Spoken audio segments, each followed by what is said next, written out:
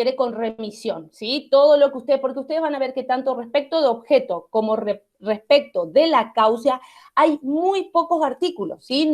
No regula, el código no regula profundamente o en forma especial el objeto del contrato, sino más bien que desde el primer artículo, el 1003, remite a lo que se regula para el objeto del acto jurídico, ¿sí? Entonces, justamente eso es a lo que se refiere con la remisión.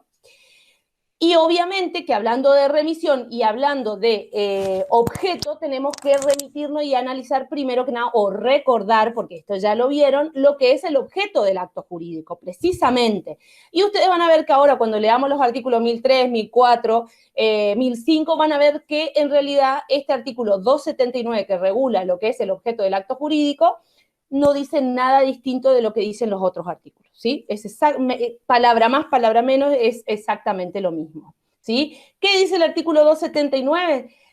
El artículo 279 está regulado, o está redactado, perdón, mejor dicho, está redactado en una forma negativa, es decir, establece lo que no puede ser objeto del acto jurídico, ¿sí? Entonces está redactado siempre en una manera negativa y lo que dice no lo define, sino más bien dice qué no debe ser, qué no puede ser el objeto del contrato. Y habla de los hechos imposibles o prohibido por la ley, ¿sí? Obviamente que prohibido por la ley quiere decir que es ilícito, es ilegal, que está ya regulado en alguna norma jurídica del ordenamiento jurídico argentino, está regulado el que no puede ser objeto, que tal cosa no puede ser objeto de un contrato, como por ejemplo los órganos, ¿sí?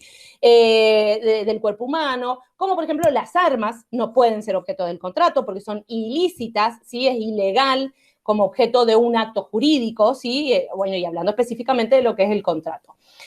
Imposible se refiere también, vamos a abordar nosotros que se refiere a imposible, la imposibilidad siempre habla de un aspecto físico o material y de un aspecto jurídico, ¿sí? El objeto del acto jurídico, tanto como el objeto del contrato, tiene que ser no solo físicamente posible, es decir, que nosotros podamos cumplir con esa obligación o con esa prestación a la que nos obligamos, mejor dicho, ¿sí? Sino que también tiene que ser legalmente permitida, ¿sí? Tiene que ser dentro de lo jurídico, tiene que ser permitido, ¿sí? Ahí la imposibilidad jurídica tiene de alguna manera una relación con la ilicitud, ¿sí?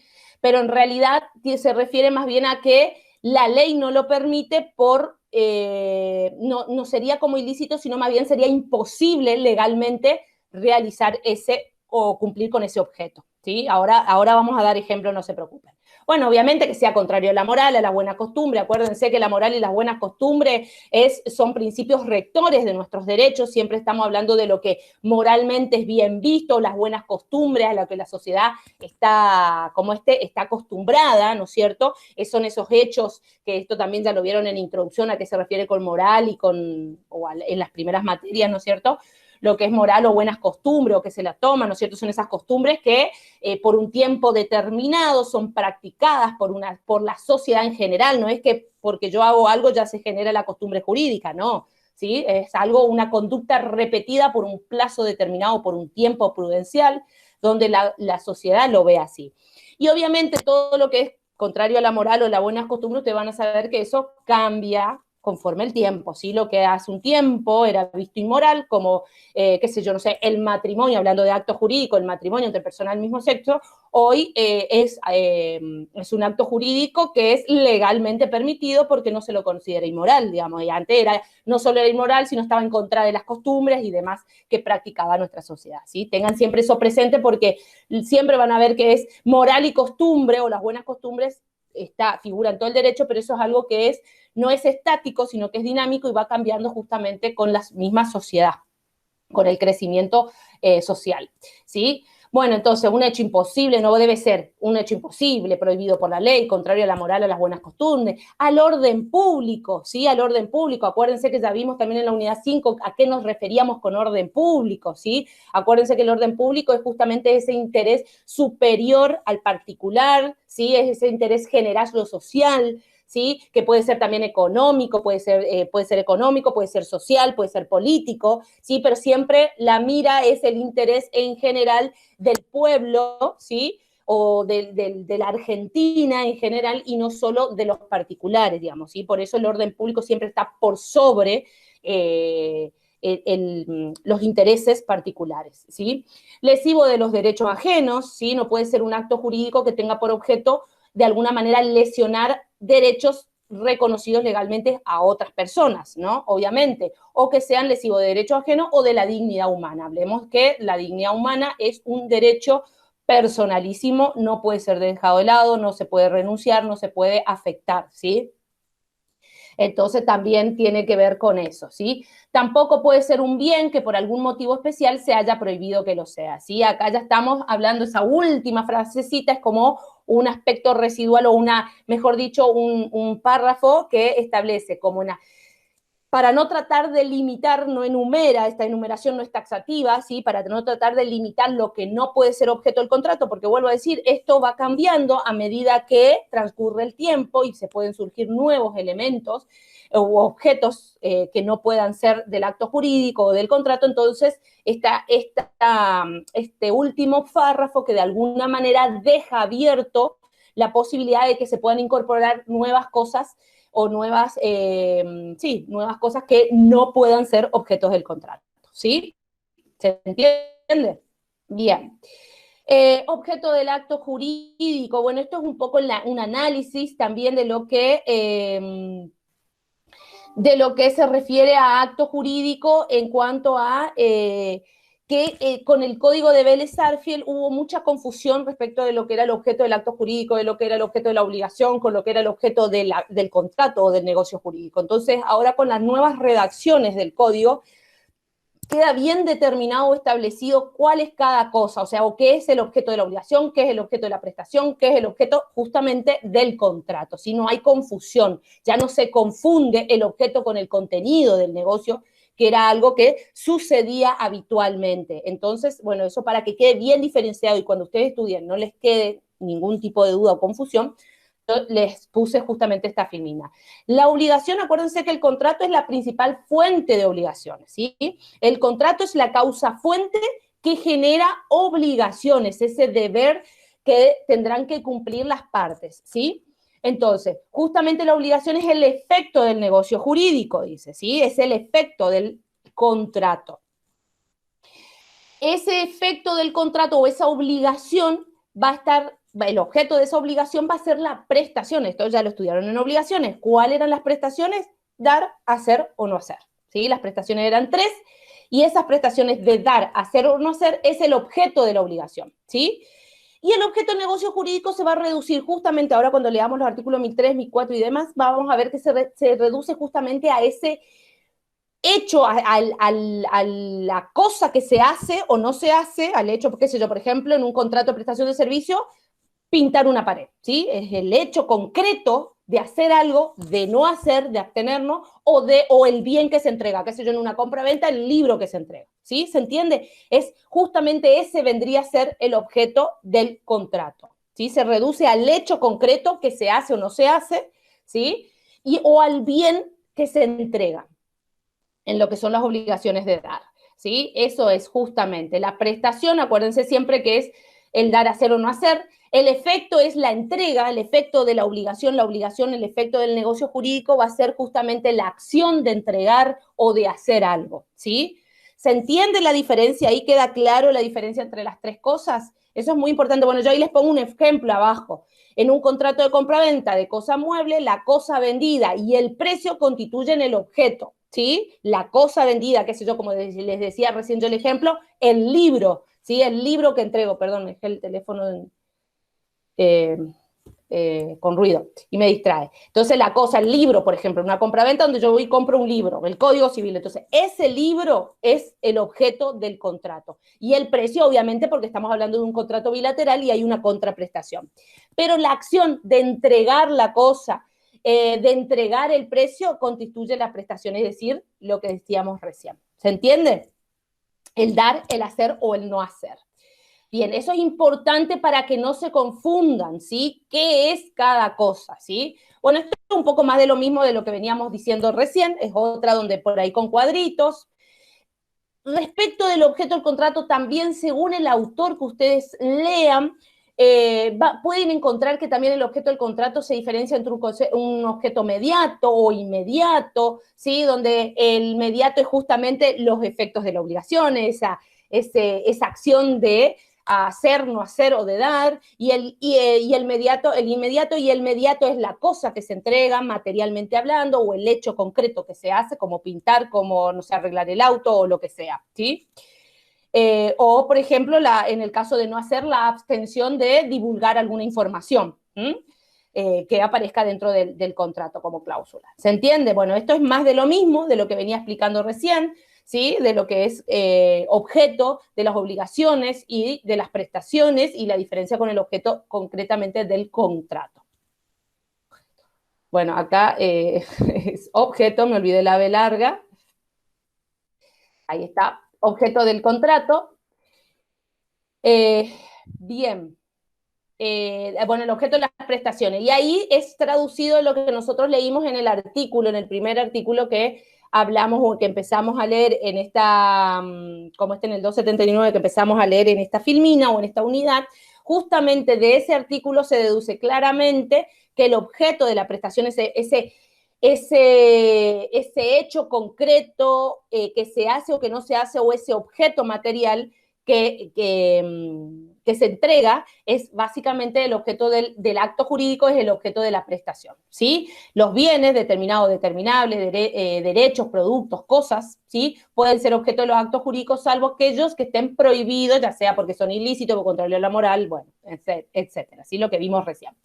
Y los hechos pueden ser objeto también de los actos jurídicos y de los contratos. Obviamente los hechos, ya sea en un aspecto positivo o negativo, acuérdense que puede consistir en un hacer o en un no hacer, ¿sí? Cuando hablamos de hechos siempre está en esos dos puntos, una acción o una omisión, un hacer o un no hacer.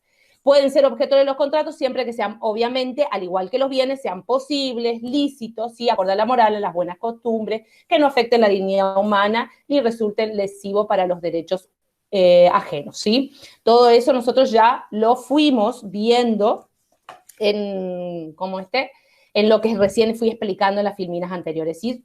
Se van complementando nomás. Bueno, ahora sí, vamos a la parte, eso es todo lo que nosotros fuimos viendo de acto jurídico y recordando acto jurídico. Ahora vamos a ir a los artículos de la parte especial de contrato, que ustedes van a ver, como decía recién, que no dice nada distinto, ¿sí? En el artículo 1003, como yo les decía hoy, en el primer párrafo habla de la remisión, ¿sí? Se aplica al objeto del contrato las disposiciones de la sección primera, capítulo 5, título cuarto del libro primero de este código, es decir, lo que hace o lo que se regula respecto del objeto del acto jurídico. Y en el segundo párrafo dice, debe ser, es decir, el objeto del contrato debe ser lícito, posible, determinado o determinable, susceptible de valoración económica y corresponder a un interés de las partes, aun cuando este no sea patrimonial, dice, ¿sí? Es decir, a diferencia del artículo 279, ustedes van a ver que acá está redactado en una forma positiva, es decir, allá era no debe ser, hechos imposibles, ilícitos, ¿sí? Contrario a la moral, y acá dice lo mismo, pero redactado de una manera positiva, es decir, debe ser lícito. ¿Qué quiere decir lícito? Que sea legal, acuérdense, que sea conforme a la ley, que esté permitido por la ley, que sea posible, como yo les decía hoy, esa posibilidad tiene que ver con que sea posible material y jurídicamente hablando, ¿sí? Determinado o determinable, es decir, el objeto del contrato, acuérdense que es un elemento esencial del contrato y desde un inicio se tiene que saber cuál es el objeto del contrato, ¿sí? Puede llegar, ahora vamos a ver cuando hablemos de determinación del objeto, que puede llegar a ser que en un principio el contrato no esté determinado específicamente, pero tiene que ser determinable. ¿Qué quiere decir eso? Que va a tener que tener aquellas pautas generales que nos lleven a nosotros a poder saber cuál va a ser el objeto del contrato, ¿sí? Es decir, no puede ser indeterminado, no puede ser algo genérico, un animal, por ejemplo, la compra-venta de un animal, y puede ser cualquier tipo de animal, puede ser una vaca, puede ser un caballo, un perro, lo que sea. Entonces, no, tiene que ser determinable, tiene que hablar de pautas o fijar pautas generales que nos permitan a nosotros llegar a conocer cuál es el objeto del contrato, y esas pautas generales, obviamente, al momento de su cumplimiento, van a permitir poder determinar cuál sería el objeto del contrato, ¿sí?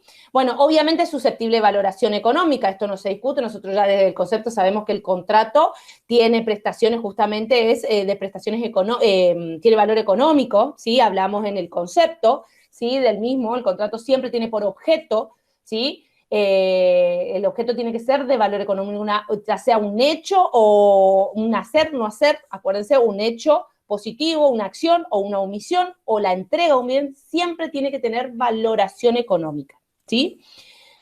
Pero habla, fíjense que dice, y corresponder a un interés de las partes, aunque el interés pueda llegar a no ser patrimonial. El interés personal de la parte, qué sé yo, por ejemplo, el objeto siempre va a tener que responder al interés perseguido por la parte, ¿sí? Al interés. Yo quiero comprar un auto, pero el auto que quiero comprar en realidad no lo hago como inversión, ¿sí? No lo hago porque, sí, no lo hago porque era el auto que, no sé, mi esposa fue el auto que compramos cuando recién me casé con mi marido y resulta que ahora falleció mi marido y lo vi, lo quise comprar porque había un interés emocional o un valor sentimental para el bien. O sea, ese interés de la parte puede llegar a no ser patrimonial, pero el bien en sí tiene que tener el valor económico. ¿Se entiende? Eso es importante el objeto. El objeto en sí, la prestación, el hacer o el no hacer, tienen que tener valor económico. El interés de la parte respecto de ese objeto puede llegar a no ser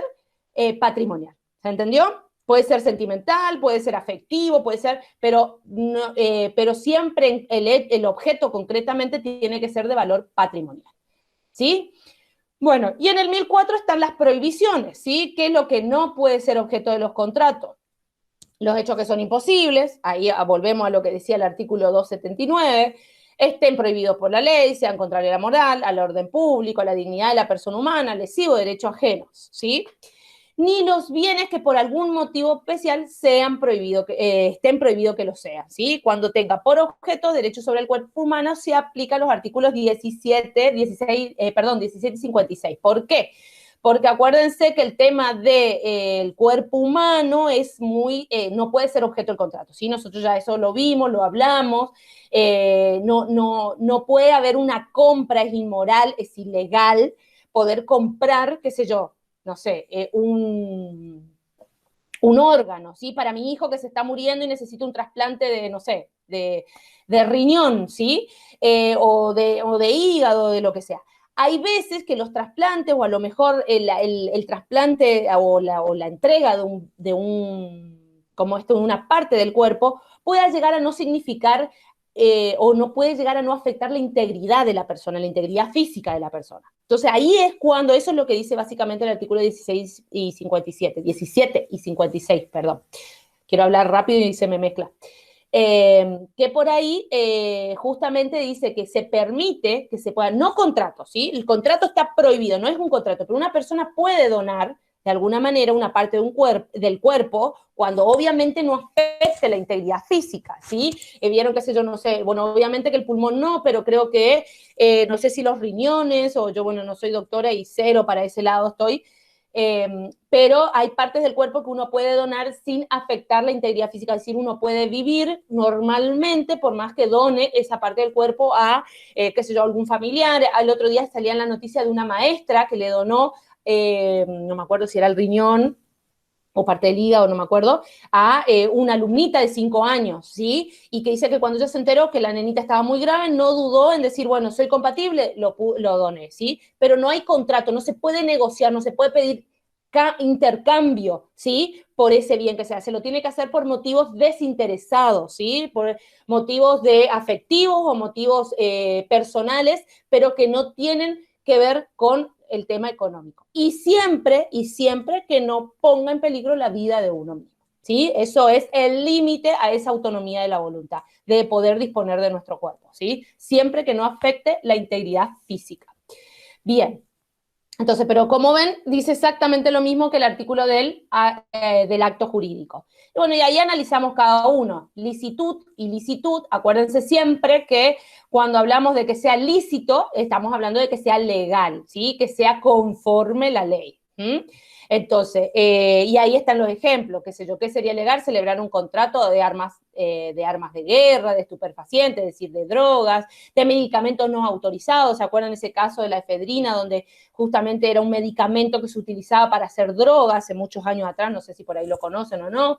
Donde justamente todo eso eran objetos, se celebraban contratos de compra-venta, pero es la finalidad o el objeto en sí estaba prohibido su compra-venta justamente porque eran medicamentos no autorizados, porque se los utilizaba para fines ilegales. Ahí ya tiene mucha relación con la causa.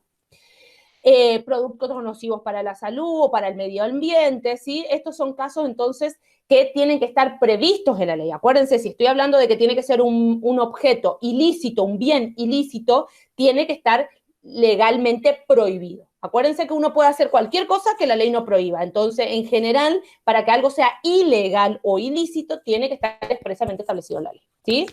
Cuando hablamos de la posibilidad, obviamente estamos hablando, como yo ya les dije en un principio, hablamos de esa posibilidad material y jurídica, ¿sí? Esa posibilidad material y jurídicamente hablando. La materialidad tiene que ver con la posibilidad física de hacer las cosas, qué sé yo. La compra-venta de la luna. No se puede vender la luna porque uno no la puede entregar, es físicamente imposible entregar, ¿sí? Es algo que no se puede, o, no sé, bueno, piensen así en ejemplos donde la cuestión de la materialidad o la posibilidad material tiene que ver justamente con el hecho de que esa acción o ese hacer o no ser o esa entrega o el bien que se entrega tiene que ser físicamente posible, ¿sí? Incluso ahí habla de la existencia del objeto, puede ser actual o futuro. Nosotros vamos a ver ahora que el objeto del contrato pueden ser bienes futuros, es decir, que físicamente yo hoy no los puedo entregar, por ejemplo, una cosecha, yo no la tengo hoy para entregarla, entonces físicamente en este momento no la puedo entregar. Sin embargo, es jurídicamente posible, se admite, pero ya vamos a ver que va a estar sujeta a una condición suspensiva, es decir, a que exista o no exista esa cosecha para que el contrato produzca sus efectos, salvo una excepción que también vamos a ver ahora. Pero por más en ese caso de los bienes futuros, vamos a ver que físicamente no lo tenemos para entregarlo en el momento, pero sí puede existir, pero va a existir en un futuro, y en ese futuro, si existe, lo vamos a poder entregar, ¿sí? Y bueno, jurídicamente posible era lo que yo les decía hoy, que tiene que estar conforme también el ordenamiento, tiene una relación con lo que es legal o la licitud.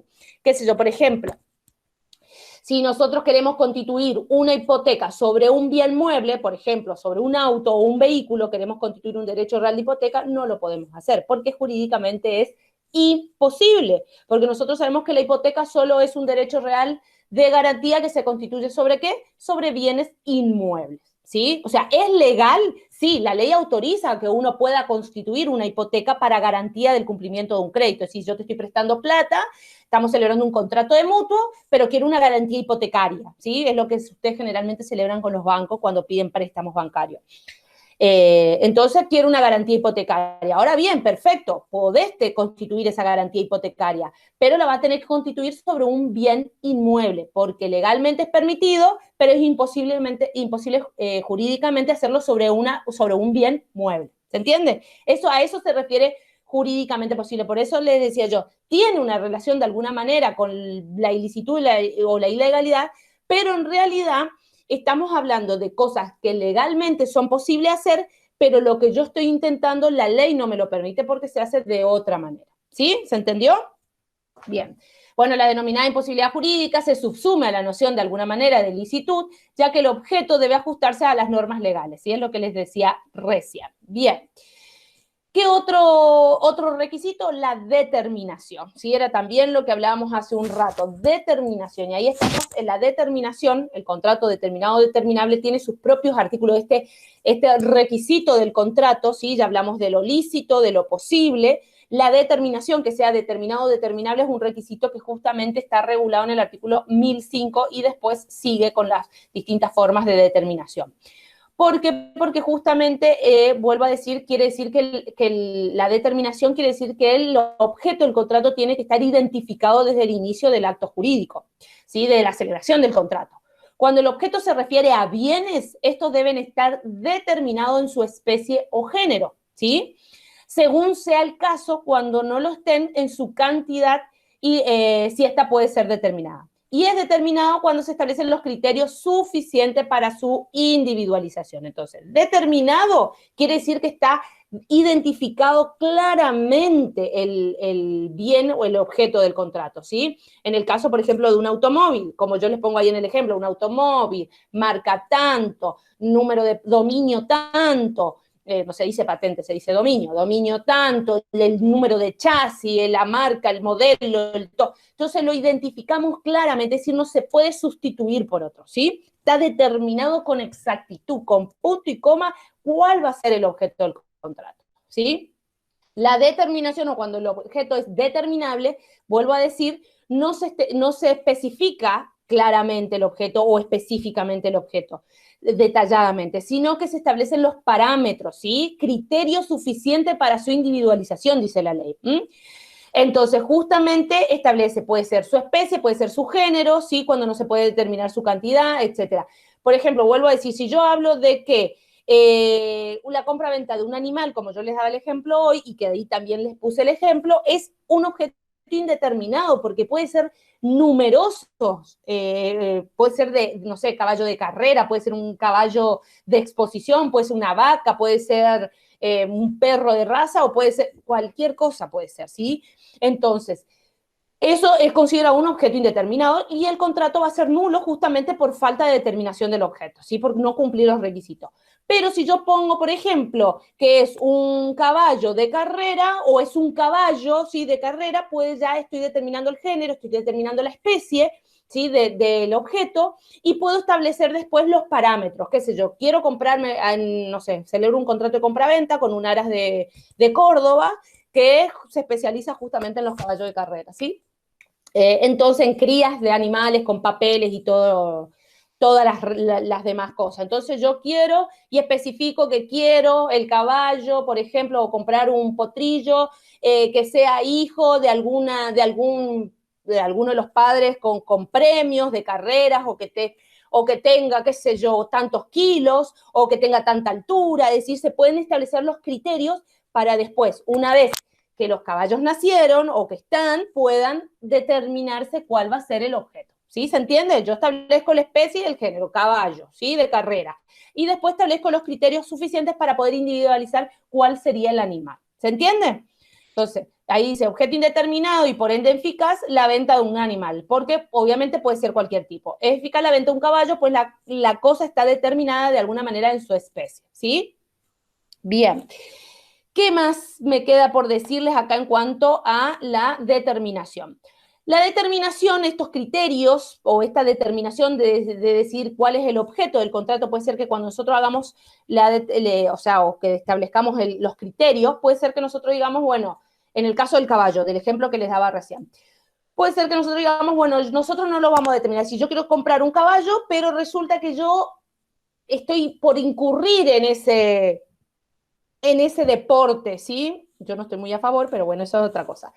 Yo estoy por incurrir en ese deporte recién, entonces no conozco el ambiente, no conozco el tema de los animales, entonces decido celebrar el contrato de compra-venta del animal de carrera, del caballo de carrera, pero dejamos con acuerdo, ¿sí? De la otra parte, comprador y vendedor, de que la determinación va a ser en el momento oportuno por el veterinario fulanito de tal, ¿sí? Un especialista en temas de caballos de carrera, que él es un veterinario exclusivo y especializado en caballos de carrera. Entonces, bueno, convenimos que la determinación sea por un tercero distinto de las partes, ¿sí? Un especialista en el tema, ¿se entiende? Entonces, justamente eso habla el artículo 1006, que las partes pueden pactar de mutuo acuerdo de que el objeto sea determinado por un tercero. Ahora bien, puede ser, vamos a hacer un poco determinante, como ahí les pongo en el ejemplo entre paréntesis, que ese tercero falleció, se murió justo, no sé, en el tiempo que llevó a la yegua a parir el caballito, murió el veterinario y no puede cumplir con esa determinación. Entonces, obviamente que ahí las partes tratarán de ponerse de acuerdo o si no, la determinación la termina siendo un juez por el proceso más abreviado que exista o que permita la ley. Lo mismo pasa si el tercero después no quiere, porque puede ser que no falleció, pobre, lo maté yo, como así muy dramático, puede llegar a ser que no falleció, pero él dice, bueno, no, no sé, me voy de viaje justo en esa época, no voy a estar, no puedo cumplir con la exigencia de determinar el objeto de ese contrato, entonces obviamente, o no observa los criterios, como dice ahí, dice, hay criterios establecidos para que ese tercero elija o determine el objeto, y puede ser que no cumpla con esos criterios, entonces ahí las partes tratarán de resolverlo, obviamente de mutuo acuerdo, si es posible, y si no llegan a un acuerdo, obviamente terminarán en los procesos legales, ¿sí? Si las partes no llegan a un acuerdo respecto de la determinación del objeto, porque una quiere entregar un animal, la otra quiere el otro animal, etcétera, entonces la determinación será judicial, ¿sí? La última palabra en ese caso la tendrá un juez y la ley admite o habilita que se haga por el procedimiento más breve que prevea la legislación. Acuérdense que tenemos juicios ordinarios, sumarios y sumarísimos, ¿sí? Que justamente va abreviando los plazos legales. Bien, acá habilita que justamente sea un juicio sumarísimo. Bien, ¿se entendió entonces cuál es la determinación por un tercero? ¿Qué otro requisito? Entonces, bueno, después hablábamos de los hechos, ¿sí? Los hechos también tenían que ser los hechos, el hacer o no hacer, tenían que también ser lícitos, tenían que ser legales, acuérdense, que tiene que ser conforme a la ley, dice, dada por una conducta, la ilicitud va a estar siempre dada por una conducta prohibida por la ley, conductas contrarias al orden público o a la moral, o conductas que impliquen cualquier tipo de sometimiento a la dignidad humana o que de alguna manera sean lesivas de los derechos ajenos, ¿sí? Esos son hechos que no pueden ser justamente objeto del contrario. Es decir, lo que yo hago, qué sé yo, por ejemplo, tener una empleada y la hago trabajar 14 horas al día, la someto a un tratamiento justamente lesionando sus derechos y aparte afectando su dignidad humana, ¿sí? Entonces tratándola como de alguna manera como esclava, por decirlo, exagerando, ¿no? No a lo mejor, pero sometiéndola a tareas inhumanas o sin proveerla de los elementos necesarios o haciéndole trabajar horas extras sin pagarle, por ejemplo, 14 horas al día, ¿sí? Esas son justamente conductas o hechos que no pueden ser objeto del contrato, ¿sí? Porque de esa manera se afecta la dignidad humana, ¿sí? Tampoco, qué sé yo, una conducta prohibida, bueno, prohibida por la ley, que sea legal justamente a la norma jurídica, y ahí les puse el ejemplo, promesa de servicios profesionales para los cuales se carece de título habilitante, es lo que le pasó a la Rímolo, digamos, ¿sí? Por ahí un caso bastante conocido, bueno, yo soy medio vieja, así que todos esos casos ya que fueron hace años se conoció, pero ahora hace poquito en la pandemia se conoció de un doctor muy jovencito que no tenía título para ejercer la profesión, no me acuerdo si era en Córdoba, ¿sí? Es decir, justamente ofrecer servicios, ¿sí? Hacer algo, brindarles el servicio de doctor, por ejemplo, y no tengo el título para ejercer como doctor, justamente es un hecho prohibido por la ley, porque la ley justamente nos exige tener el título que lo habilite. Bueno, contrario al orden público, la moral, ya sabemos, una ilicitud material que tiene que ver justamente que, no sé, bueno, el tema de ejercer la prostitución, ¿sí? Ofrecer los servicios sexuales, digamos, no es legalmente, no está permitido, digamos, a pesar de que, bueno, hay lugares donde uno sabe que lo ofrecen, no puede ofrecerlo, hacer publicidad, por ejemplo, sobre eso, ¿sí? Porque es contrario al orden público, la moral, a las buenas costumbres, etcétera, ¿sí? Bien, obviamente que los hechos también tienen que ser posibles y jurídicamente hablando, ¿sí? Tiene que ser posible material y jurídicamente hablando, ¿sí? Y de la misma manera, ¿sí? Cuando hablamos de una posibilidad física, estamos hablando de que se pueda cumplir con esa acción o que se pueda cumplir con esa omisión, ¿sí? Y obviamente que lo jurídico tiene que ver con la posibilidad legal, es decir, que de alguna manera el ordenamiento jurídico me autorice a poder celebrar ese contrato, ¿sí? A poder celebrar ese contrato sobre ese hecho, sobre ese hacer o no hacer. Bueno, el requisito común que tienen tanto los hechos como el objeto, el bien material, ¿sí? Como el hecho, concretamente, porque de esto obviamente queda como conclusión clara y del objeto del artículo 1003, 1004 y del 279 del acto jurídico, que el objeto del negocio jurídico, el objeto del contrato pueden ser en principio cualquier bien material o cualquier hecho, acción u omisión, siempre y cuando no sea contrario a la ley, a la moral, a las buenas costumbres, lesivo de los derechos ajenos, o que dañe la dignidad humana, ¿sí? Entonces, y el requisito común es que sea el valor económico, que sea de apreciación pecuniaria. Acuérdense siempre, eso surge del mismo concepto del contrato, ¿sí? Del artículo 957, es decir, tiene que tener valor económico, ¿sí? Independientemente del interés personal. Bien. Esto es lo que les decía hace un ratito, el que los bienes existentes y futuros, estos son casos especiales o situaciones especiales del objeto del contrato. Ahí nosotros ya hablamos del objeto, hablamos de los requisitos del objeto del contrato, lo diferenciamos, bueno, con el acto jurídico ya vimos que son iguales, pero lo diferenciamos del objeto de la obligación, ¿sí? Y de la prestación en sí, o sea, y vimos todos los requisitos y analizamos cada uno de esos requisitos, ¿sí? Que sea posible, que sea lícito, que sea determinado, determinable, que tenga valor económico, ¿sí? Ahora bien, vemos situaciones especiales. ¿Qué pasa con los bienes futuros? Obviamente que los bienes existentes son los que existen en el momento de la celebración del contrato y no hay ningún problema en que sea un objeto del contrato. El problema es por ahí qué pasa con los bienes futuros, ¿sí? Los bienes futuros son esos bienes que hoy no tenemos, pero que la ley me autoriza a poder celebrar contratos sobre ellos. El ejemplo, como les daba, era el de una cosecha. Yo como soy agropecuario, tengo mi campito, tengo, qué sé yo, no sé, mi plantación de soja, de algodón, de lo que ustedes quieran, y decido celebrar un contrato y ya como vender esa cosecha futura. Y si yo no la tengo y no tengo el fruto, no tengo la soja ya para cosechar, no tengo, qué sé yo, las manzanas en el árbol, están verdes, pero decido celebrar hoy el contrato.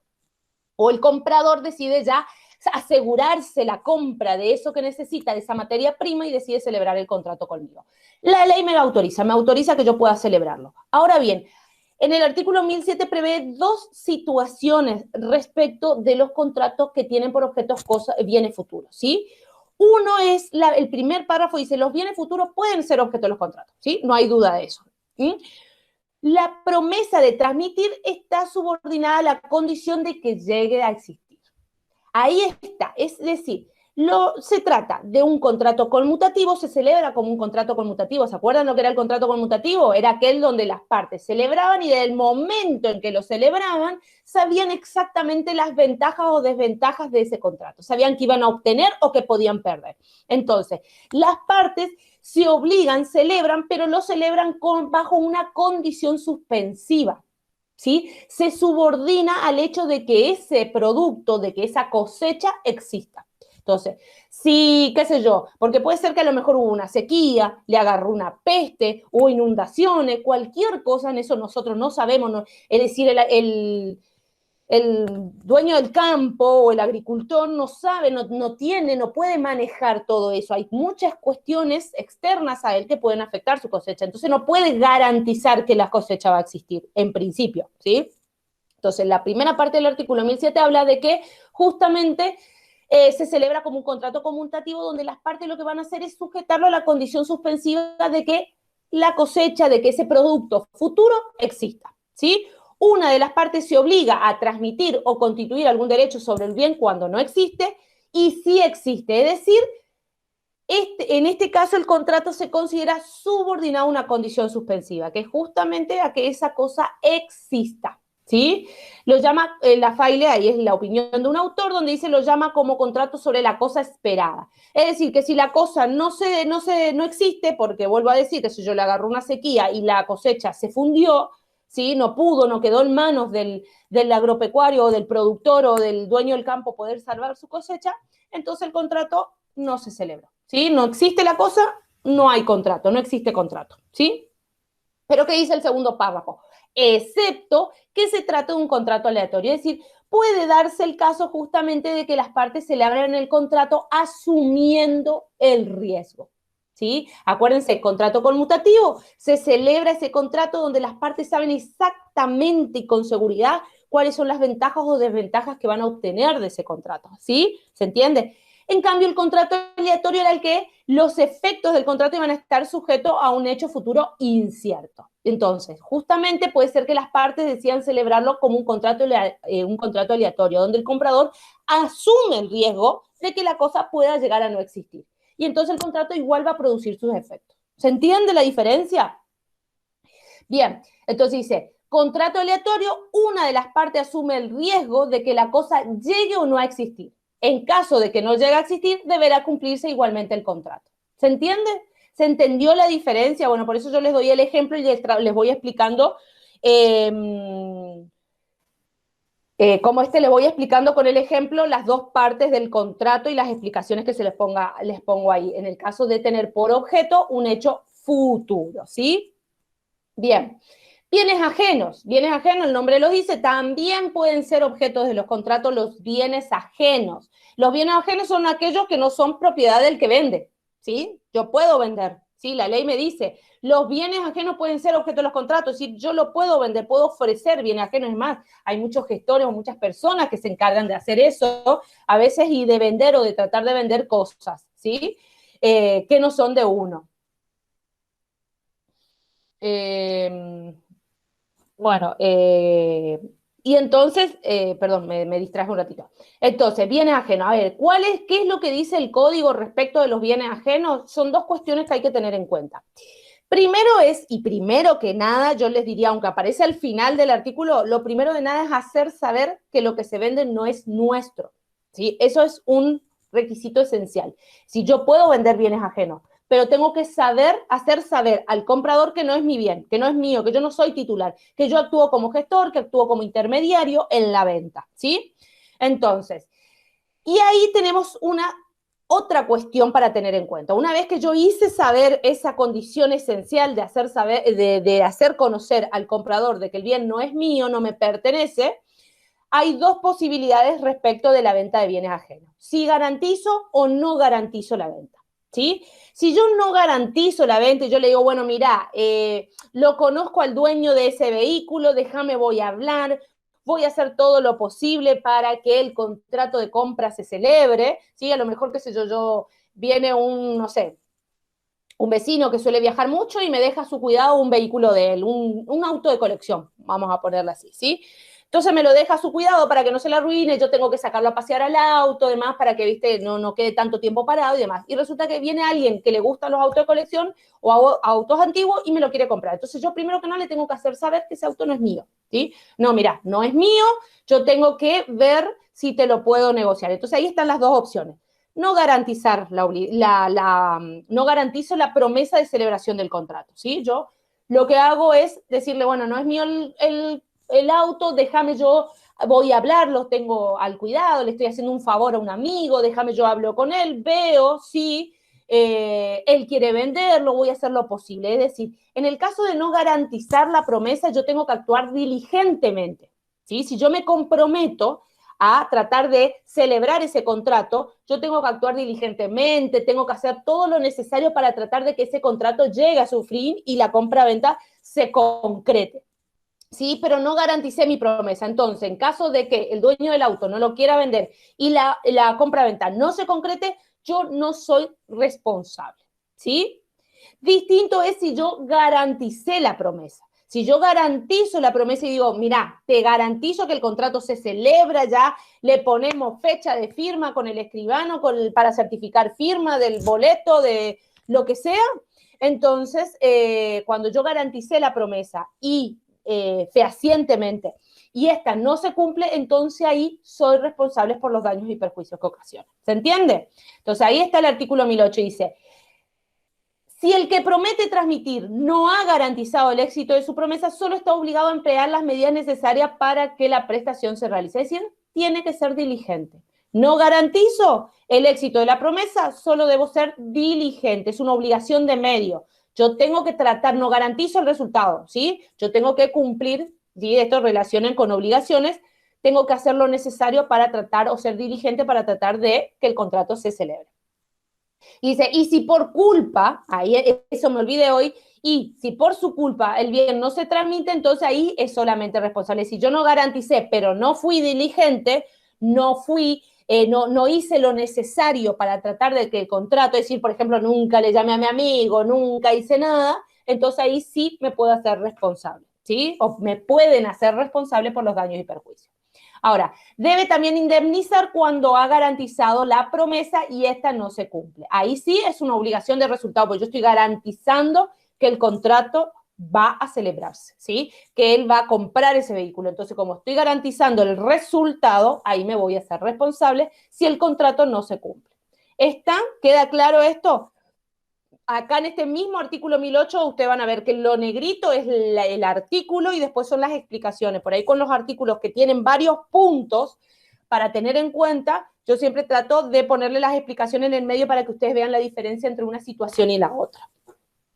Respecto de los bienes litigiosos, gravados o sujetos a medidas cautelares. Bienes litigioso quiere decir que está sujeto a un proceso judicial. Si hay un reclamo legal, si hay un proceso, es objeto de un juicio, básicamente, para hablar mal y pronto, ¿sí? Está sujeto a un proceso legal, el bien que yo quiero vender, ¿sí? Grabado son los bienes que justamente tienen alguna medida, alguna limitación en su uso y goce, ¿sí? Tienen algún gravamen, por ejemplo, algún embargo, ¿sí? Alguna medida cautelar, ¿sí? O sujeto a medida cautelar, que justamente es el embargo, ¿sí?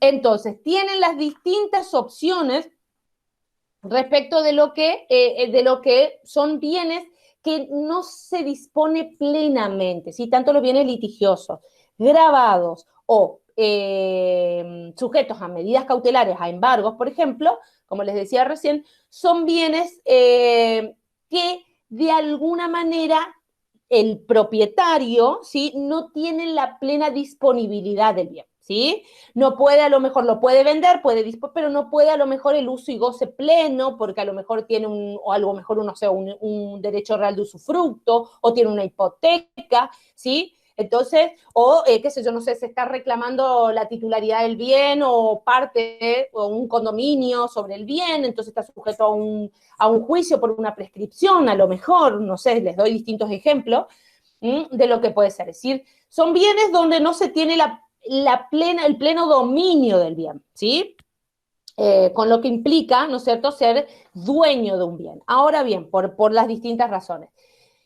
Puede ser un bien que esté sujeto a un litigio, que esté grabado con algún tipo de derecho o que tenga una medida cautelar como un embargo, puede ser objeto de un contrato. Sí, la ley admite que pueda ser objeto del contrato. Ahora bien, al igual que en el caso de los bienes ajenos, lo primero que tenemos que hacer es hacer saber a la otra parte que el bien tiene esta limitación, ¿sí? Que hay un juicio de una prescripción, a lo mejor para prescripción adquisitiva sobre el bien, que tiene un embargo sobre el bien, que tiene algún tipo de derecho o un gravamen sobre el mismo, entonces que lo limita su disponibilidad. Entonces, el comprador decide si lo compra, no lo compra, etcétera. Pero la idea es siempre hacer resguardar los derechos de terceros adquirientes de bienes de buena fe, ¿sí? Entonces, los bienes litigiosos gravados sujetos a medidas cautelares pueden ser objeto de los contratos sin perjuicio de los derechos de terceros. ¿Está claro? Eso es la cuestión.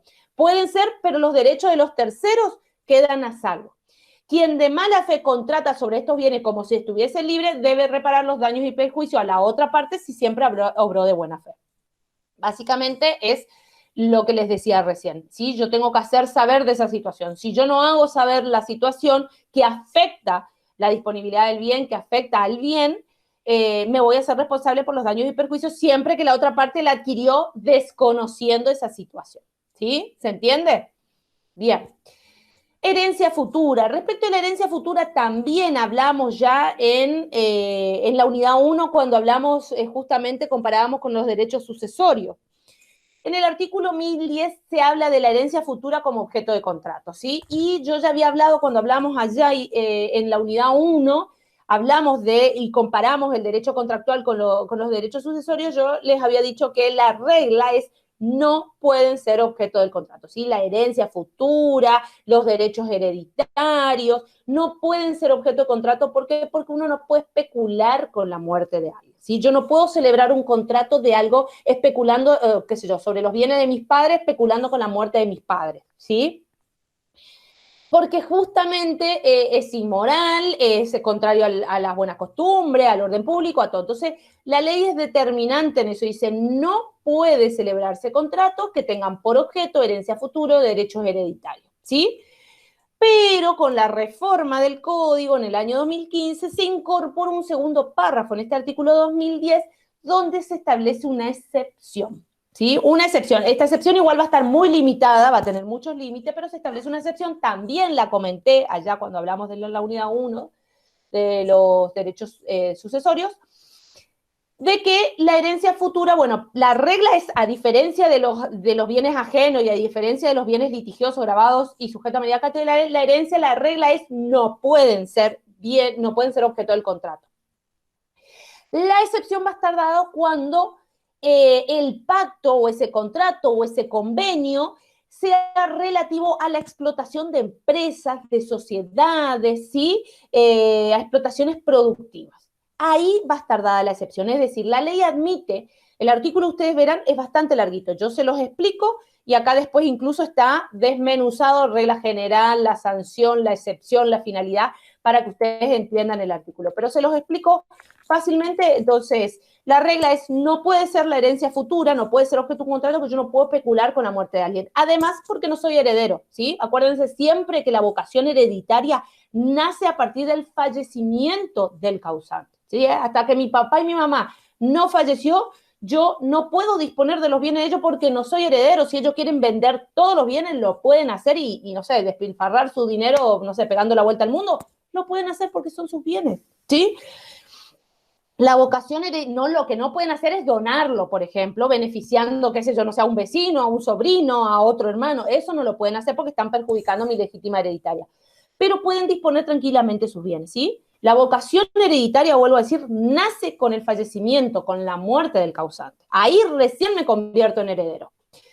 Entonces no puedo disponer de una herencia futura. Ahora, la excepción va a estar dada entonces por los convenios, los acuerdos, los contratos que sean relativos a explotaciones productivas, a participaciones societarias, ¿sí? Eso es lo que dice la ley. ¿Qué quiere decir esto? Quiere decir que cuando, por ejemplo, una empresa, ¿sí? O sea, el causante, ¿sí? El que celebra el contrato, el futuro causante, porque todavía no falleció, que prefiere, con el fin de conservar esa empresa, con el fin de conservar ese negocio, esa sociedad, decide celebrar en vida un contrato respecto, o un convenio respecto de, respecto de esa empresa, con el fin de conservación de esa empresa, con el fin de poder resolver conflictos futuros que él ya prevé que van a suceder cuando él fallece. Entonces, con el fin de la conservación, ¿sí? Con el fin de la conservación de esa explotación productiva, de esa empresa, de esa sociedad, ¿sí? Se puede celebrar este tipo de convenio o este tipo de acuerdo, este tipo de contrato. Dice, solamente respecto de, o cuando ese convenio tiene por objeto empresas y solamente con el fin de conservarlas, de poder solucionar conflictos o problemas futuros, entonces la ley admite que se pueda. Esto en realidad es difícil que se dé en una empresa que no sea familiar, ¿sí? Generalmente esto es fácil poder, o este pacto de herencia futura es más palpable o es más fácil de concretarlo cuando las empresas son familiares, ¿sí? Porque cuando son muchos los miembros y son de distintas familias, es muy difícil de poder llegar a un acuerdo, ¿sí? Pero cuando la empresa es familiar, ¿sí? Por ejemplo, qué sé yo, no sé, el señor creó una empresa y resulta que tiene, no sé, 3 hijos, y de los 3 hijos, solo uno es el que siguió sus pasos y realmente le gusta la empresa y ama lo que hace y quiere seguir con esa herencia familiar de la empresa, ¿sí? Entonces el padre, viendo que en un futuro, cuando él fallece, los otros 2 hijos que no le interesa la empresa la van a terminar vendiendo a lo mejor a un extraño y él quiere que quede la empresa quede familiar o la sociedad quede familiar, entonces puede celebrar este pacto.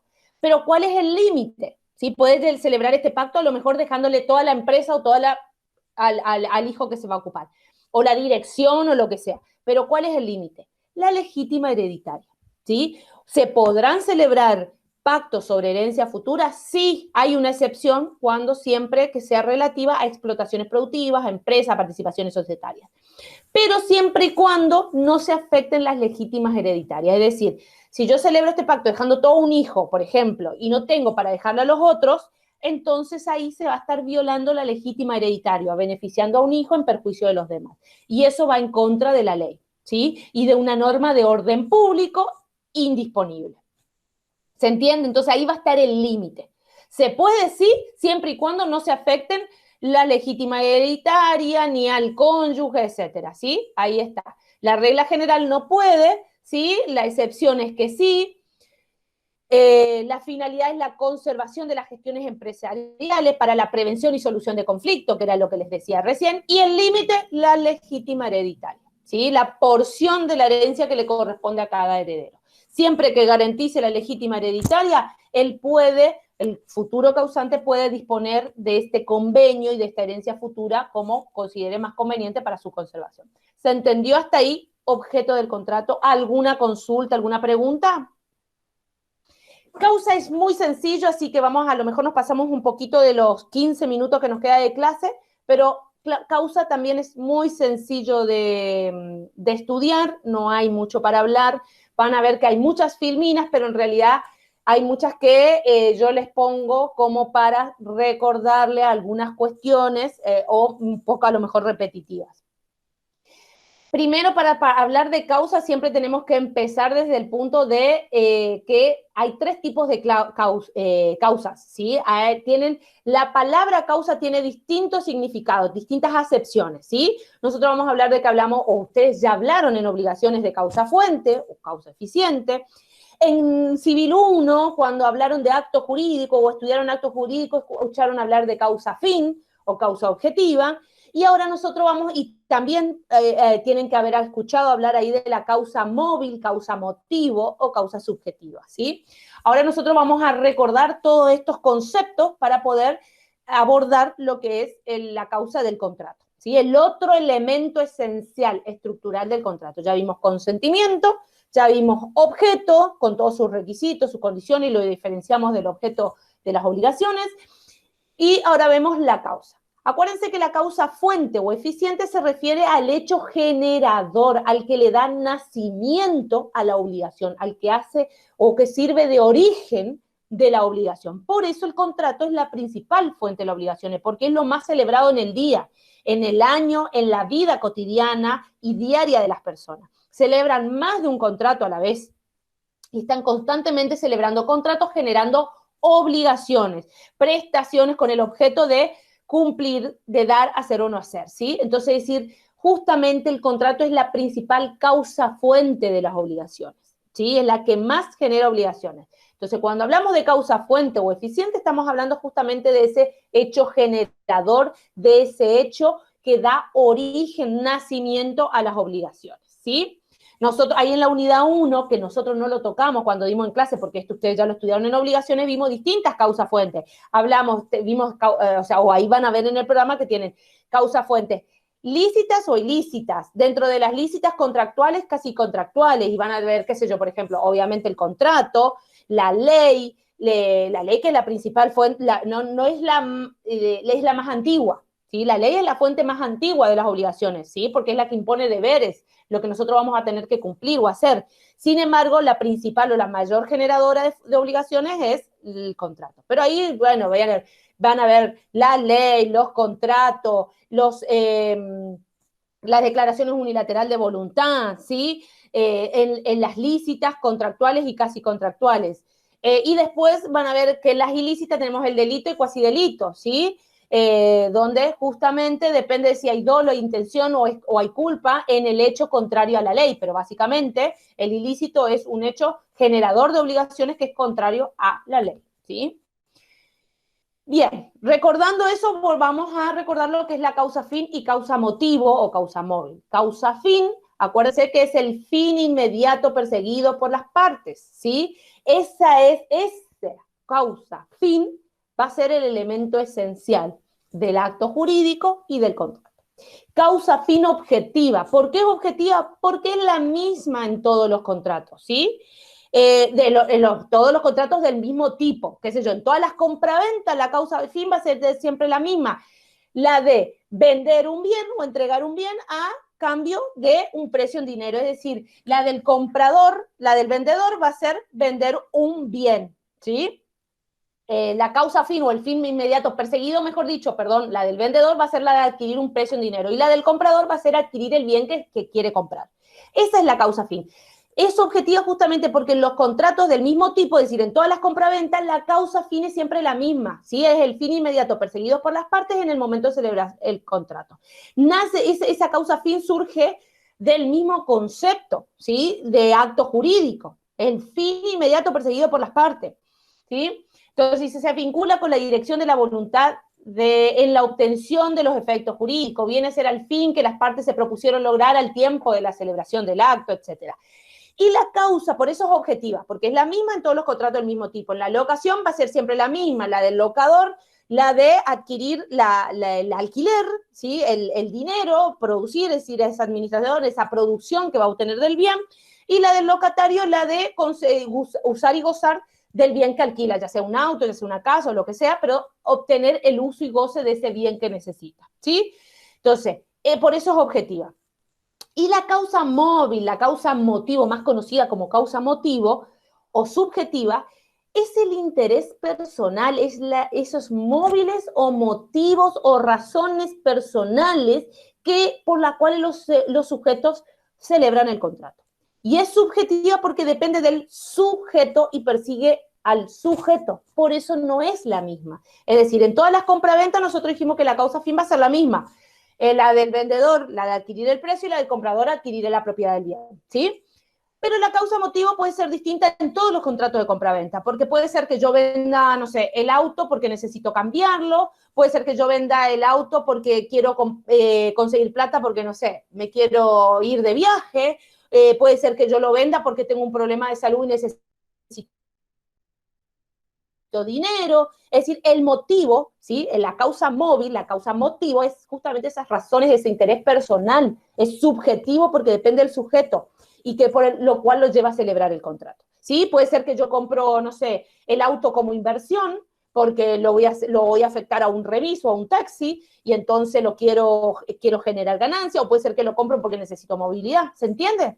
Ahí está la diferencia entre las tres causas. Causa fuente, que a nosotros acá en contrato no nos interesa.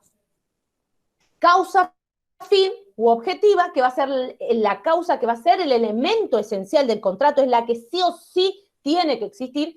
Y la causa motivo o subjetiva, que es la que varía, ¿sí? Por eso es subjetiva, porque depende del sujeto. Son las razones personales del sujeto, y vamos a ver, ahora cuando leamos los artículos, que esta causa subjetiva o esta causa móvil, motivo, puede llegar a ser parte del contrato, pero si no está en el contrato, si no forma parte del contrato, no pasa nada, ¿sí? No va a invalidar o no va a provocar la nulidad del contrato. En cambio, la causa fin es un elemento esencial que sí o sí debe existir. ¿Se entendió la diferencia? ¿Recordamos todo esto? Perfecto. Seguimos. Bueno, ahí está en un cuadrito, lo que decíamos recién, está en un cuadrito, causa fuente, causa fin, causa motivo, ¿sí? La causa fuente es respecto de las obligaciones, a nosotros acá no nos va a interesar, nosotros lo que vamos a estudiar es causa fin y causa motivo, ¿sí? Ahí está lo que yo les decía recién respecto de la causa fin, lo que les expliqué sobre todo esto. Siempre cuando ustedes quieran deducir cuál es la causa fin de un contrato, ¿cuál es la pregunta que se tienen que hacer? ¿Para qué celebro el contrato? Entonces, como vendedor, ¿para qué celebro el contrato? Porque quiero la plata, quiero el precio, quiero el valor de la compraventa, ¿sí? En el caso de la compraventa. En el caso de la permuta, porque quiero otro bien que necesito, ¿sí? Quiero el cambio. ¿Se entiende? El mutuo, porque del mutuario, digamos, del que obtiene el préstamo, porque necesito el préstamo, necesito el dinero, independientemente para qué. Si ustedes, ¿para qué celebro el contrato? Tienen que pensar ahí. Entonces está la causa fin, ese fin inmediato que persigue una parte y que persigue la otra. Es objetiva, acuérdense, porque es la misma en todos los contratos del mismo tipo. Entonces, abstracta, es intrínseca, es inmutable, no cambia, es tipificadora justamente porque permite determinar, cuando yo deduzco cuál es la causa fin, me permite determinar cuál es el tipo de contrato que voy a realizar, ¿sí? Estas son las características que tiene la causa fin. Es esencialmente económica en el sentido que permite identificar la reciprocidad o etcétera, es decir, va a tener que tener ese valor económico, y es necesaria para adoptar de existencia al acto jurídico o al contrato en este caso. La causa motivo, ¿cuál es la que nos va a permitir, la pregunta que nos va a permitir conocer cuál es la causa motivo? ¿Por qué celebro?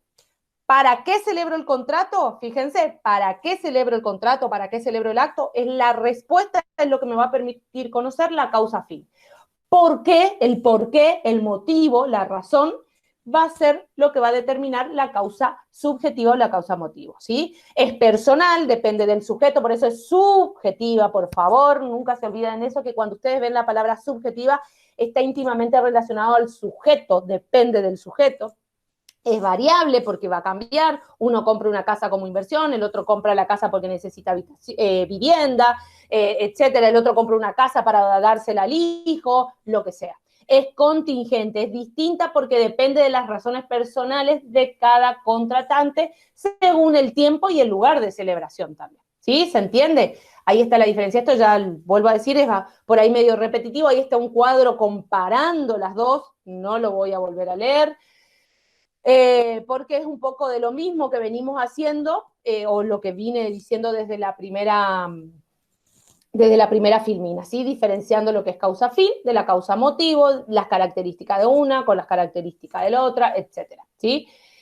Bien, y acá les puse un ejemplo, ¿sí? En esta filmina es un ejemplo para que ustedes vean la diferencia entre una. A, B, celebra un contrato de compra-venta de un terreno. A es el vendedor que se decidió a vender el inmueble para cumplir su sueño, que es viajar a Europa. Y B, que es el comprador, lo hace por motivos, o lo hace motivado, mejor dicho, por la necesidad de adquirir un lugar donde construir un depósito de mercadería importadora que trae para mercadería importada, quiero decir, que trae Paraguay.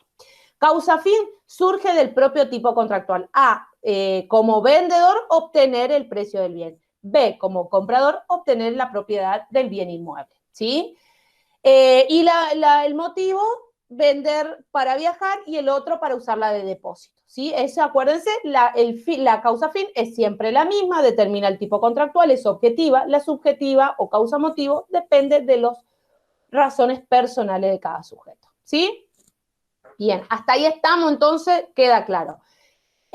Bueno, acá es cómo regula esta filmina, habla justamente de que también hay una remisión en lo que se refiere a causa, también hay una remisión en el primer artículo, en el 1012, que regula, como en la parte especial de los contratos regula la causa, hace una remisión en la misma forma que el objeto del contrato, ¿sí?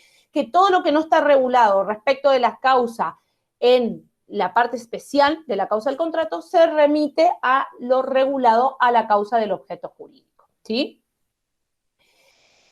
El artículo 281 es el que habla de la causa en los actos jurídicos, ¿sí? ¿Qué dice? La causa es el fin inmediato autorizado por el ordenamiento jurídico, que ha sido determinante de la voluntad, ¿sí? Si yo quiero comprar algo, voy a celebrar un contrato de compraventa. Si yo quiero el uso y goce de algo por un tiempo determinado, vamos a celebrar un contrato de locación. Es decir, es el fin inmediato perseguido por las partes que van a determinar su voluntad.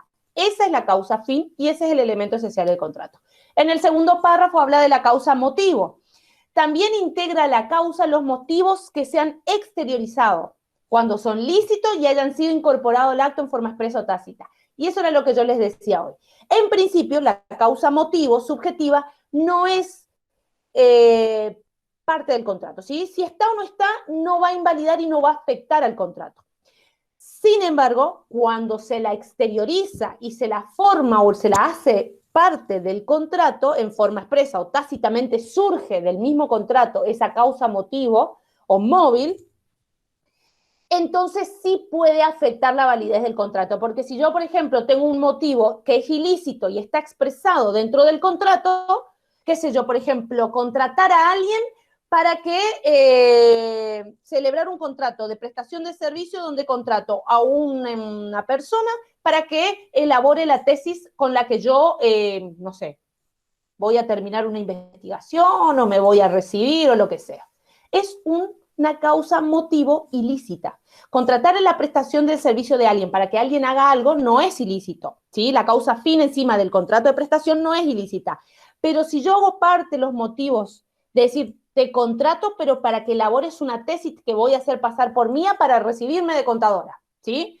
Entonces, El motivo, el móvil, la razón personal por la que yo lo contraté, sí es ilícita, y una vez que yo la hago parte del contrato y la exteriorizo, ya sea en forma expresa o tácita, vuelve nulo, puede volver nulo el contrato, por justamente la ilicitud. ¿Se entiende? Entonces, lo que es elemento esencial y nunca tiene que faltar es la causa fin, pero la causa motivo no es, puede llegar a no estar, pero si está y es ilícita o es contraria a la ley o es contraria a la moral o a las buenas costumbres, puede volver o puede afectar la validez del contrato.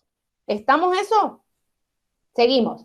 Bueno, esto es un poquito lo que decíamos recién, nada más que con un cuadrito. A mí me gustan mucho los cuadros porque me parece que por ahí aclara un poco toda la lectura o todo lo que uno habla, ¿sí? Donde ahí tenemos bien la causa de los actos jurídicos. Acuérdense que la causa de los actos jurídicos es la causa de los contratos. La causa fin objetiva al principio y permite incorporar entonces esos motivos personales o esa causa motivo subjetiva siempre que esté exteriorizada, que sea lícita y que se incorpore al acto. Ahora bien, fíjense que en este recuadro yo les pongo que el Código Civil y Comercial adopta la teoría dualista, mixta, ¿sí? ¿Por qué? Porque ahora viene un punto que habla justamente de todas las teorías clásicas, contractualistas, causalista, perdón, neocausalista, etcétera, ¿sí? De que tratan de explicar o referirse a la causa de los contratos. Yo teorías, como ustedes saben y como ya se los dije en otras unidades, por ahí no explico porque son opiniones de autores. Entonces, repetir lo que piensa cada autor respecto de la explicación de la causa de los actos jurídicos o por qué la causa de los contratos es causa fin o causa motivo o cuál es el elemento esencial. Yo acá les explico lo de la ley, ¿sí? Lo legal, lo que nos dice el código, lo que dice nuestro ordenamiento jurídico. Después ustedes, como está en el programa, obviamente lean y fíjense cuál es la opinión de la teoría clásica, la teoría causalista, la neocausalista, la anticausalista, ¿sí? Pero explicándole lo que dice la ley, cuál es la que adopta la teoría, justamente una teoría dualista o mixta, por justamente los motivos que están explicados acá en esta filmina. Porque nuestro ordenamiento jurídico establece o admite que puedan existir las dos causas integrando el acto jurídico o el contrato. La que sí o sí va a tener que existir es la objetiva, la causa fin, porque es la que va a dar existencia, ¿sí? Porque es elemento esencial. Pero también admite que pueda la subjetiva o motivo pueda ser parte del contrato cumpliendo con estos requisitos, ¿sí? ¿Se entiende? Eso sí, ¿ven? Ustedes se lo pongo en la filmina, pero para mí es una pérdida de tiempo por ahí explicar opiniones de la doctrina donde en general no hay que profundizar mucho más, no hay que explicar nada, prefiero ir siempre a lo legal, a lo que establece nuestra ley. Entonces, ahí está la teoría dualista, que es la que justamente, o mixta, que es la que adopta nuestro código, como regula. Acá está el artículo 1013, que habla de la necesidad. El 1012 hablaba de la remisión, ¿se acuerda que les dije yo hace un ratito? La 1013 habla justamente de la necesidad de la causa, es lo que determina ese carácter esencial de la causa como elemento del contrato. La causa debe existir en la formación del contrato durante su celebración y subsistir durante su ejecución, es decir, durante toda la vida o celebración del contrato, la causa tiene que existir, porque cuando nosotros estudiemos efectos de los contratos, cuando ustedes estudien efectos de los contratos, van a ver que está la frustración de la causa, que también ya la hablamos un poquito en otra unidad. Pero puede darse que el contrato nace con una causa fin, ¿sí? Nace con una causa, pero durante su celebración o durante su ejecución, esa causa se puede frustrar. Y cuando se frustra, la ley admite que el contrato se pueda resolver sin generar responsabilidad para las partes. Pero eso nosotros lo vemos después en efecto de los contratos, ¿sí? Por eso no los quiero meter en eso ahora. Pero fíjense que del artículo 1013 habla de justamente la necesidad, ese carácter esencial. Tiene que existir la causa fin durante, o sea, en toda la formación del contrato, desde la celebración y subsistir hasta su ejecución. La falta de causa da lugar, según el caso, a la nulidad, adecuación y hasta la extinción del contrato, que es en el ejemplo que yo les daba recién del artículo 1090 que habla de la frustración del contrato. ¿Sí? Si el contrato carece de causa, está viciado de nulidad porque falta un elemento esencial del contrato, ¿sí? Si la causa existe al momento de contratar, es decir, nació con este elemento estructural, ¿sí? Desde su génesis, desde su formación, pero se frustra durante el proceso de celebración del contrato, entonces ahí es cuando se da la frustración de la finalidad y la ley admite que el contrato pueda o adecuarse, en el caso que pueda, o puede incluso exigirse la resolución del mismo, dárselo por concluido, sin que las partes sean responsables de nada, ¿sí? No sé, en el caso de la frustración de la finalidad, de nada. ¿Se entiende? Bien. Presunción, para por ahí, no quiero alargar mucho la clase, pero les quiero dar un ejemplito para que ustedes puedan entender cuándo se puede dar la frustración de la finalidad. Yo, por ejemplo, les puedo decir que me pasó, yo creo que yo ya incluso se los comenté en otra clase, pero bueno, como doy contrato en otra facultad, también por ahí se me mezclan cuando le digo una cosa a uno o a otro. Un ejemplo de frustración de las finalidades, por ejemplo, yo hace un tiempo atrás celebré, era adolescente, estaba estudiando abogacía, me acuerdo, era estudiante universitaria, era chica, tenía que ser, pongámosle alrededor de 20 años. Mi cantante favorito predilecto, Luis Miguel. Yo amaba a Luis Miguel, bueno, me sigue gustando las canciones, aunque me gustaban más en ese tiempo. Ahora me dio que tantos boleros ya no soy tan fanática.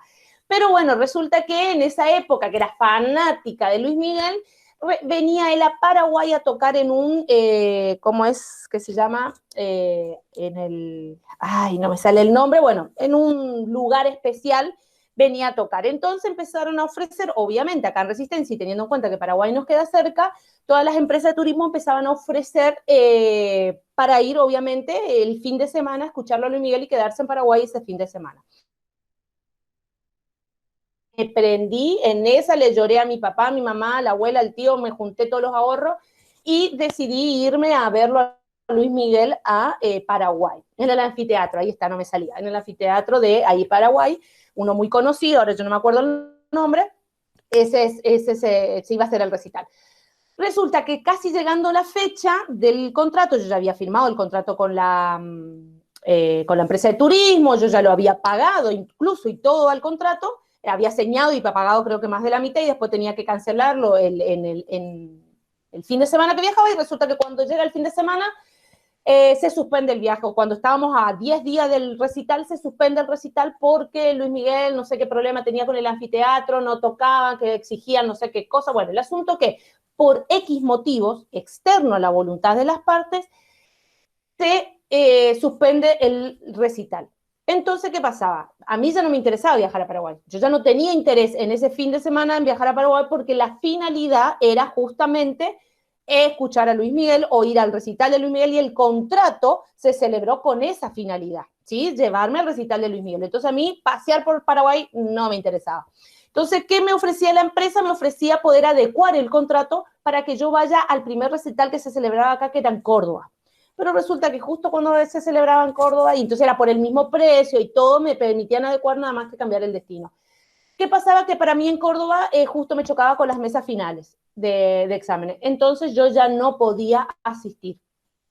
Entonces, se frustró la finalidad del contrato. ¿Sí? Yo, ¿para qué iba a ir a Paraguay si la finalidad o el fin por el cual se celebró el contrato era con el fin de prestar el servicio de llevarme a escuchar el recital de Luis Miguel? ¿Se entiende? Entonces no fue culpa de las partes, no se pudo adecuar el contrato y carecía de toda finalidad, ¿sí? Entonces el contrato se resolvió, me devolvieron lo que yo había pagado y no se produjo daño para ninguna de las partes. ¿Se entiende? Ese sería un caso de frustración de la finalidad. El contrato nació con causa, pero se frustró por X motivo y entonces ya no tienen, las partes no tienen interés, no se puede adecuar. Si se puede adecuar, perfecto, pero si no se puede adecuar, las partes deciden resolverlo sin generar responsabilidad para ninguna de ellas. ¿Sí?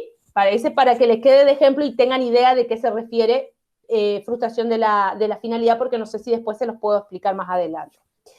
Presunción de la causa. El artículo acá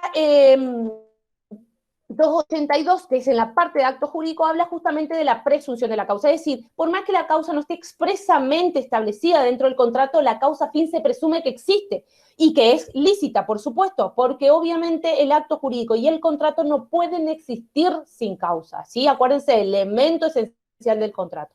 Entonces, como no puede existir sin causa, la ley lo presume. Aunque la causa no esté expresamente establecida en el contrato, se presume que existe mientras no se pruebe lo contrario, ¿sí? El primer párrafo de este artículo justamente hace referencia a la causa fin y a la necesidad de que esta exista. Entonces, se la presume. La ley presume que existe y que es lícita, salvo prueba en contrario. ¿Cómo podría probarse la ausencia de una causa? Y les pongo el ejemplo, o sea, decir, o probar la falta de esta causa que dice salvo que se pruebe lo contrario. Si se comprueba que una de las partes actuó involuntariamente, no tuvo en mira la finalidad del acto. Si esto ocurre, el acto no existe por falta de elemento esencial. Es decir, acuérdense que la causa fin es el fin inmediato perseguido por las partes, pero si yo actué involuntariamente, ¿sí? No tuve en mira la finalidad, entonces ahí es justamente cuando hay falta de causa, ¿sí? Pero salvo que yo demuestre esto, la causa se presume. El segundo párrafo del artículo 282 hace referencia a la simulación lícita, ¿sí? Y la necesidad de que un acto tenga causa. El acto es válido, dice el contrato es válido, aun cuando la causa expresada sea falsa y siempre que se funda en otra causa verdadera. Es decir, está hablando de la simulación lícita, ¿sí? Está hablando de una causa que es falsa, pero que tiene su respaldo en una que es verdadera. Y ahí está, bueno, ahí hay un ejemplo, ¿sí? De una venta, o acá yo les pongo, por ejemplo, ahí está el artículo 334 que habla justamente de la simulación ilícita, que es la ilícita es la que ahí acá me doy cuenta que escribí mal esto, causa, puse al revés. Entonces, la ilícita es aquella simulación que se hace con el fin de perjudicar a terceros, ¿sí? Yo, por ejemplo, simulo una venta, qué sé yo, yo tengo bienes separados con mi marido, simulo una venta con mi marido, me saco bienes de mi patrimonio para que ingresen al patrimonio de él, entonces así mis acreedores no se pueden cobrar. Eso es una simulación ilícita. ¿Por qué? Porque yo la estoy haciendo con el fin de perjudicar a los terceros, ¿sí? Esa es una simulación ilícita, es lo que no está permitido. La simulación ilícita o que perjudica a un tercero provoca la nulidad del acto ostensible, ¿sí? Pero dice, si el acto simulado encubre otro real, este es plenamente eficaz si concurren los requisitos propios de su categoría. Es decir, la simulación lícita puede, ¿no es cierto?, fundarse va a ser válida siempre que la causa simulada o el acto simulado tenga su respaldo en uno verdadero que no provoca daño a tercero, no perjudica. Fíjense la venta simulada de un bien. Será válida si se hace para obtener un mejor precio de reventa. Es decir, yo estoy simulando que le estoy vendiendo a alguien o haciendo una venta porque mi fin es tratar de que otro interesado pueda pagar más, digamos. Entonces estoy simulando una venta para que después a este que compró pueda venderlo, etc. Entonces es como un acto que la única finalidad que tiene es perseguir un mejor precio de reventa, ¿sí? O tener un mejor precio nomás por la cosa vendida. Pero básicamente no está perjudicando a terceros.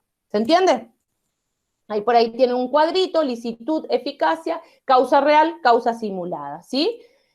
Qué sé yo, le hago una donación, pero en realidad la simulo como una venta, ¿sí? O a lo mejor a veces se suele hacer al revés, en realidad, por ahí yo lo pondría el ejemplo al revés, no me di cuenta, porque muchas veces a veces se simula que uno hace una donación, porque las donaciones como son desinteresadas, muchas veces tienen la finalidad, el donante por ahí se exime de pagar ciertos sellados o tantas cosas o impuestos y demás. Entonces, a veces se simula una causa, una donación, ¿no es cierto?, a una persona cuando en realidad lo que se está celebrando es una compraventa, por ejemplo, ¿sí? Pero en general ahí no estoy, bueno, obviamente que estoy haciendo un fraude al fisco, ¿viste? Eso queda aparte. Pero de alguna manera es una simulación que, salvo que la firma agarre, que en principio no va a generar daño para terceros. Yo simplemente lo que busco es por ahí tener un beneficio económico o evitar o que me sea menos costosa la venta, ¿sí? Bien, y la causa ilícita ya terminamos con esto, la causa ilícita vuelve nulo al contrato, obviamente, porque es aquella que va a ser contraria a la ley, a la moral, a las buenas costumbres, al orden público. Más o menos lo mismo que venimos explicando desde que hablamos de objeto. El contrato es nulo cuando su causa es contraria a la moral, al orden público y a las buenas costumbres. Causa, subjetivo o motivo personalmente incorporada al acuerdo, que era lo que yo les decía hoy, o les daba el ejemplo hoy cuando les decía el de, por ejemplo, no sé, es decir, cuando yo, no sé, alquilo, por ejemplo, una casa para poner un prostíbulo, por ejemplo. Obviamente que eso es ilegal, es contrario a la moral, al orden público y a las buenas costumbres. Entonces, en general, justamente cuando yo hago parte de los motivos personales a la causa, ¿sí? Al contrato, eso puede volver ilícito el contrato, ¿sí? Pero se refiere justamente, esta primera parte se refiere a esa causa subjetiva o motivo que puede volver nulo el contrato, como yo les decía en un principio. Y después dice, cuando ambas partes lo han concluido por motivos ilícitos o inmoral común, entonces también se vuelve nulo el contrato. Como por ejemplo, el ejemplo que yo les daba recién, que yo celebro un contrato con una persona para que esa persona cree o elabore una tesis a mi nombre, ¿sí? Yo me voy a dar la autoría. Es una causa ilícita común, porque ella está sabiendo que yo me voy a ser la autora de la tesis que él concluye. Entonces es inmoral y obviamente es ilícito y es común. Entonces, ambas partes lo han concluido por un motivo ilícito e inmoral común. Si solo una de ellas ha obrado con motivo ilícito o inmoral, no tiene derecho a invocar el contrato frente a la otra, pero esta puede reclamar lo que ha dado sin obligación de cumplir. Bueno, esos son como los efectos que genera esta cuando la mala fe solamente nace de una sola persona. ¿Sí? Bien. ¿Alguna pregunta? Ya sé que estarán cansadísimos de escuchar todo esto, pero ¿alguna pregunta? ¿Se entendió lo que es objeto del contrato y causa del contrato? Sí, profe, perfecto. Ustedes, como verán, no son temas muy complicados para estudiar, es sumamente fácil y entendible porque mucho de estos temas ustedes ya lo estudiaron en otras materias, así que es más que nada recordar